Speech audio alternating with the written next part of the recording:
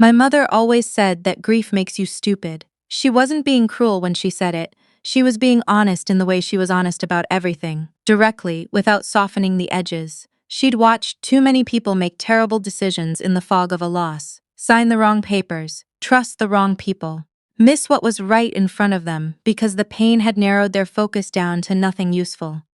I am 33 years old. I'm a probate and estate attorney in Atlanta, Georgia. For 7 years, my entire professional life has been built around one central idea. Grief is a vulnerability, and predators look for it the way water looks for a crack. I have caught forged wills in the middle of court proceedings. I have stopped fraudulent trustee appointments the day before they were finalized. I have walked into depositions and dismantled schemes that people spent months building, because they assumed the grieving widow or the overwhelmed adult child would be too emotionally broken to fight back. I thought knowing all of that made me immune. I was wrong, but not in the way my husband expected. My mother died in January, 3 months into my pregnancy. Ovarian cancer, late stage, fast. She was 61. She was the person I called every single morning on my commute, the one whose voice I heard in my head whenever I was about to make a decision I wasn't sure of. She had lived in the same Buckhead Craftsman for 23 years, kept her finances in careful order, and believed in three things with complete conviction: Black women working hard, family loyalty, and proper estate planning. When she got sick, I flew home every other weekend. I held her hand during the hard appointments, and I made sure her affairs were in perfect order, because it was the one thing I could actually control while everything else fell apart. I drafted her will myself. I updated it twice as her circumstances changed. The estate was clean. The Buckhead house assessed at $1.1 million in investment accounts totaling just over $900,000, and a provision I had written at her specific request, a grandchild trust. $300,000 to be established at the birth of any grandchildren she didn't live to meet. Her exact words were, "So my grandbabies have a soft landing no matter what." I remember the afternoon I typed that clause into the document. I thought it was simple, beautiful language. I didn't know I was writing a target onto my own back. My husband had been running a commercial real estate development firm since before we met. Boutique projects, mixed-use properties in up-and-coming Atlanta neighborhoods. That was the pitch, and it was a good one. He was persuasive the way people who make their living selling things tend to be: confident, fluent, always the most comfortable person in any room with money in it. We'd been married 4 years when my mother was diagnosed. He drove me to the airport the first time I flew home to see her and told me to take as much time as I needed. He seemed then like someone I had chosen well. Grief does something to your attention. That's what I mean when I say my mother was right. After she died, I was functional. I went back to work, I managed the estate, I attended my prenatal appointments, but there was a layer of perception that had gone soft around the edges. I noticed things I didn't follow to their conclusions. The phone calls my husband started taking in the backyard at night. The new habit of asking me, gently and casually, how the estate settlement was progressing. Whether I'd heard back from the probate court. Whether I had a financial advisor helping me manage the trust administration given everything I was going through. I thought it was concern. I was wrong about what it was. The day everything became clear, I was 6 months pregnant at my OB's office in Midtown, sitting in an exam room in a paper gown, scrolling through emails while my doctor ran 20 minutes behind. My husband was with me, as he was for every appointment, because that was the version of himself he had decided to show the world. He said he needed to step out for a call. He slipped out of the room. I gave it 5 minutes and then went to refill my water cup from the fountain near the stairwell door. He was standing just around the corner, maybe 10 feet away, his back to me, speaking in the low, clipped voice he used when he was in the final stages of closing something. "The petition is ready," he said. "Your brother has the supplemental documents drafted. We file within 2 weeks of the birth, before she's even thinking straight from the hospital. By the time she understands what's on record, the initial filing is already moving." I stopped walking. "She won't push back on it the way she normally would," he continued, quieter now. "She's been barely functioning since her mother died, and she's been seeing a grief counselor. Those records are documented. If she does try to contest the co-trustee petition, we have legal grounds to question her capacity to serve. My brother already mapped out the filing strategy. It's clean." A pause. He was listening. "Very close," he said. I stood in that hallway for what felt like a long time and was probably 4 seconds. Then I walked back to the exam room, sat on the paper-covered table, and typed everything I had heard into my notes app, word for word, before the memory could blur even slightly. I put a timestamp on it. I emailed it to myself with a subject line I haven't deleted: evidence, do not delete. When he returned and asked if everything was okay, I told him yes, just tired of waiting. I smiled when he kissed my forehead. The part of my brain that had spent 7 years in courtrooms was already running the analysis. Before I tell you the rest, drop a comment and let me know where you're watching from. If you've ever had someone count on your grief to make you slow, hit the like button. And if you're new here, subscribe now, because you'll want to know how this ends.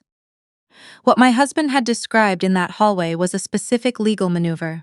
A petition to the probate court to name himself co-trustee of my daughter's grandchild trust, giving him legal standing to manage and make decisions about that $300,000 account. Supplemental documents that would need to appear as part of my mother's original estate plan, which meant they would have to be forged because no such documents existed, and a contingency plan using my grief counselor records to challenge my fitness as trustee if I tried to contest the filing. It was not cruelty for cruelty's sake, it was a legal play with a three-phase structure. And every legal play has a paper trail. His laptop took me under a minute to access. We'd shared streaming passwords since we started dating, and he had never once changed the pattern. The email chain with my brother-in-law was dated 3 weeks back. The subject line was trust filing, timeline. The plan was laid out in 3 clean phases: gather documentation on the estate, file the fraudulent supplemental amendment as though it were part of the original will, and once co-trustee status was granted, redirect the grandchild trust funds into a business account in my husband's name, to be applied against outstanding debt. I kept reading. The lender was a private investment group, the kind that finances projects outside traditional banking channels, with interest structures that don't appear in standard credit checks. My husband owed them $2.8 million. The Midtown development project he had described to me as slightly delayed had received a city stop work order 8 months ago. Investors had pulled out. He had been making minimum payments from an account I had never seen, a secondary account opened without me, routing $15,000 at a time to maintain the appearance of a viable operation. I wrote down every account number. I built a timeline. I worked until 2 in the morning, and at the end of it, I understood the complete picture. He was not struggling, he was drowning, and the way out he had chosen ran directly through my mother's estate, using my unborn child as the legal mechanism to get there. I called my law partner the next morning from the parking garage at our firm, far enough from every window that I felt certain I wasn't visible. I told her everything in 11 minutes. She was quiet for a moment and then said, "I'm calling the estate fraud division at the AG's office today. You call the probate court clerk's office and flag your mother's file for monitoring." "Already on my list," I said. "Ivy." Her voice shifted. "Document conversation every time he mentions the estate or the baby or the attorney. You are your own best witness and you know how to preserve evidence." "I know," I said. My mother-in-law called that afternoon to say she was coming to stay. "You need somebody in that house with you," she said, in the tone she always used when what she meant was something different from what she was saying. "You're 7 months along. You're grieving. You shouldn't be doing all of this alone." I told her I would love the company. I set her up in the guest room at the end of the hall. She arrived 2 days later with 2 suitcases, a slow cooker, and a warmth I had always recognized as performance rather than feeling. Within 48 hours, she had settled into a pattern I can only describe as surveillance with plausible deniability. She asked about the estate over coffee every single morning. Always framed as concern: had I heard from the court? Had I found a financial advisor? Did I feel up to managing the trustee responsibilities given everything I was carrying emotionally? I answered everything with pleasant vagueness. I gave her nothing she could use. On her 4th day in my house, I installed a small camera in the living room bookshelf. The kind used in home security systems, barely visible between 2 thick reference books. 2 days later, I reviewed the footage from a morning I had been at the office. At 11:43, with the house to herself, my mother-in-law had walked into my home office, opened my desk drawer, and photographed 3 documents with her cell phone. The documents were decoys I had deliberately left in that drawer. Old estate filings from a closed client case, legally meaningless, but they looked official enough to be interesting. I had needed to know if she was going through my office. Now I knew. I backed up the footage and sent the file to the AG's investigator the same afternoon. 3 weeks into my mother-in-law's stay, my brother-in-law came for Sunday dinner. He had been drinking before he arrived. His posture was too relaxed, his smile came in a beat too late. He sat across from me and looked at my stomach with the expression of a man who believes a complicated problem is almost behind him. After dinner, while my husband and my mother-in-law did dishes, my brother-in-law took his bourbon to the back porch. I joined him with my iced water. My phone was in my jacket pocket, voice memo running. We talked about nothing for 10 minutes. His firm, the market, the traffic on 285, and then, the way people do when they've been holding something in all evening, he let a corner of it show. It's a lot to carry at once, he said, looking out at the dark yard. The estate, the pregnancy, the grief, all of it at the same time. He swirled his glass. There's no shame in having support on the administrative side. Trust administration is a real job. People bring in co-administrators all the time. It doesn't mean you're not capable. It just means you don't have to do everything alone. That's a thoughtful way to look at it, I said. He nodded with the quiet satisfaction of a man who thinks a conversation has gone the way he planned. I uploaded the audio file that night. I presented my full evidence package to the AG's estate fraud investigator that Thursday. A timeline. The original email chain between my husband and my brother-in-law, the financial records documenting the $2.8 million private debt and the hidden account transfers, the hidden camera footage of my mother-in-law photographing my office documents, the porch audio recording, and the notes from the prenatal appointment hallway, time-stamped, unaltered, emailed to myself within 4 minutes of the conversation. She read through everything twice without speaking. Then she looked up. "You built this yourself," she said. "I'm a probate attorney," I said. "I know what estate fraud looks like." "This is thorough." She set the papers down. "Give us 2 to 3 weeks." I went home, helped with dinner, watched television with my husband, and let him rest his hand on my stomach and said nothing about any of it. 2 Sundays later, while my mother-in-law was at the grocery store and my husband and I were alone for the first time since she'd moved in, I ran a test I had been planning for days. I was in the kitchen, he was in the living room. I called out to him in the casual, distracted voice of someone thinking out loud and said, "Hey, I got a note from the probate court. They flagged something unusual in my mother's estate file, something about a supplemental document that doesn't match the original record." There was a pause from the living room. Then he appeared in the kitchen doorway. He was not confused. He was not asking what that meant or whether I needed help. His face was the face of someone whose plan has just met an obstacle, running calculations tight around the eyes, the social warmth he usually carried completely absent. "What kind of note?" he said. "Just a routine flag," I said, not looking up from the counter. "Probably nothing. I'll follow up tomorrow."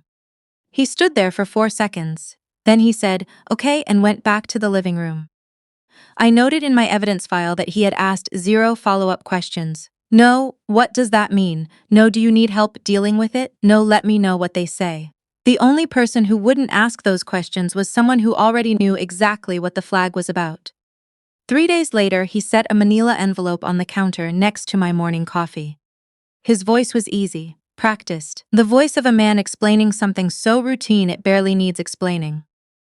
"My brother put together the supplemental trust administration paperwork," he said. "Since we're both parents of the beneficiary, the court will want both names on the co-administration filing. I can drop it off on my way to the office so you don't have to deal with it." I looked at the envelope, then I looked at him. "I actually spoke to the clerk's office yesterday," I said, keeping my voice completely even. "They mentioned my mother's file had been flagged for secondary review, something about irregular supplemental documents appearing in the system." He went very still. "I'm sure it's nothing," I said. "Probably just procedural." He walked out of the kitchen without speaking. Within 60 seconds I could hear him in the backyard, his voice elevated for the first time since any of this had started. I texted the AG's investigator. "He's been alerted. Accelerate if possible." She replied in 4 minutes, already moving. "Stay home today." My brother-in-law arrived at noon with a briefcase and a look I recognized from depositions, the controlled panic of someone who has just realized the ground is moving. My mother-in-law made tea. I went upstairs, sat at my desk, and listened to the three of them try to reconstruct a strategy that was already gone. The doorbell rang at 1:45. I came downstairs and opened it myself. 3 investigators from the Attorney General's Estate Fraud Unit. A federal agent standing just behind them, because the wire transfers my husband had been routing through his hidden account crossed state lines into South Carolina, which brought the matter into federal jurisdiction. A second team was already at my brother-in-law's paralegal firm executing a search warrant. I stepped back and let them in. My husband was standing in the living room. I watched him look at the investigators and then at me and then at the investigators again. I watched the story he had built about me, the grieving, distracted, manageable wife, collapse in his expression in real time. He looked at me for a long moment. I looked back at him. There was nothing I needed to say. Everything I needed to say was already in the evidence package at the AG's office, organized by category, time-stamped, and preserved on 3 separate encrypted drives. My brother-in-law was arrested on charges of conspiracy to commit estate fraud and document forgery. My husband was taken into federal custody on wire fraud charges. My mother-in-law was asked to leave my home that afternoon. She was charged 3 weeks later when investigators confirmed she had knowingly witnessed and notarized one of the fraudulent supplemental documents her son had prepared. I gave birth to my daughter 6 weeks after that. Thursday morning, Northside Hospital, 7:42 in the morning. She weighed 7 pounds and 2 ounces. She cried the moment she came into the world, which the nurse said was an excellent sign. I held her against my chest and thought about my mother's hands, about what she would have said, about how she would have laughed at the audacity of men who mistake grief for weakness. I named her May. The estate is untouched. Every clause of my mother's will stands exactly as I wrote it, protected, properly administered, completely intact. The grandchild trust is funded and growing, with me serving as sole trustee, exactly as the law intended and exactly as my mother wanted. The Buckhead house is mine. The investment accounts are mine. Everything she worked for landed where she meant it to land. My husband's plea agreement required cooperation with the federal investigators, which meant he provided testimony against the broader network his brother had been running through the paralegal firm.